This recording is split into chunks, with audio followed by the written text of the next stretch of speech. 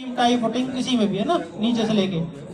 उसके बाद आते हैं अल्ट्राटेक का एक और सीमेंट आता है OPC 43।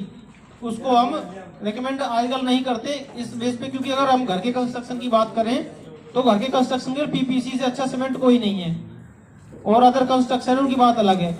फिर उसमें एक RCC का, अगर आप घर बना रहे हो तो उसमें आजकल दो पार्ट हो गए। पहले क्या है, जब गाटर टुकड़ी के मकान बनते थे तो उसमें चिनाई का ही काम होता था सारा, और सारी दीवारें लोड बेयरिंग होती थी, गाटर पत्थर का सारा लोड दीवारों पे आता था।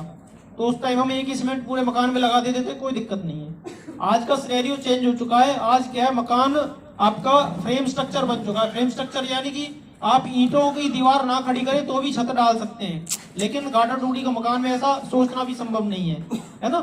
तो उसमें क्या, सारा लोड आपका कॉलमों पे रहता है, फुटिंग पे रहता है, टाई बीम के थ्रू सारा मकान बंधा रहता है। तो उसमें क्या है, आपको सरिया की भी इस्तेमाल करना पड़ता है, क्योंकि मकान को लचीलापन देने के लिए। वहीं पे कुछ चीजें ऐसी होती हैं जो हमें नई काम में लेनी पड़ेंगी, अन्यथा क्या होगा, जो हमारी काम की क्वालिटी है वो घटेगी। पहले क्या था, हम चिनाई से ही सारा काम कर रहे थे, तो हमें सीमेंट में कुछ भी चीज डालने की जरूरत नहीं थी, मकान में कोई दिक्कत नहीं आती थी। आज क्या, अगर हम सरिया यूज कर रहे हैं तो उस सरिया को हमें जंग से बचाना भी बहुत जरूरी है। ऐसा नहीं है हमने सरिया इस्तेमाल कर दिया, नॉर्मल जिस तरीके से काम करते आ रहे हैं वैसे ही कर रहे हैं, और उसमें कुछ नया चेंज नहीं कर रहे हैं। अगर आप सरिया इस्तेमाल कर रहे हो तो उसकी सेफ्टी भी आप करोगे ही, वो भी आपको मकान मालिक को बता के चलना पड़ेगा कि आप कॉलम लेंटर का मकान बना रहे हो, उसमें हम सरिया इस्तेमाल कर रहे हो। सरिया एक ऐसी चीज है जिसमें जंग लगा नमी की वजह से तो क्या होगा, सरिया फूलनी स्टार्ट होगी।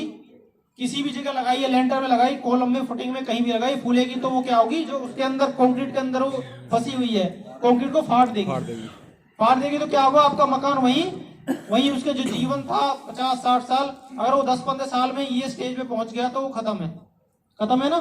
तो आपको मकान मालिक को ये बता के चलना है कि इस सरिया की सेफ्टी कैसे करनी है। उसी के लिए मैं आपको आगे बताऊंगा अल्ट्राटेक ने आपके लिए क्या किया है।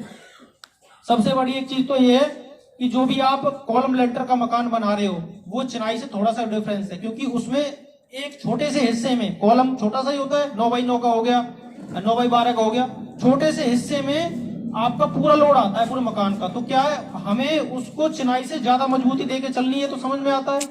ऐसा तो नहीं भाई जितनी चिनाई में मजबूती दे दी उतनी इसमें दे दी, उसमें ज्यादा दे के चलनी पड़ेगी, क्योंकि वो थोड़े से हिस्से में ज्यादा वजन सहन कर रहा है। तो हमें क्या करना है, उसकी मजबूती को भी ध्यान रखना है, और उसके अंदर जो सरिया है उस सरिया को भी नमी से बचा के रखना है। दोनों काम कैसे करोगे वो आपको बता देता हूँ।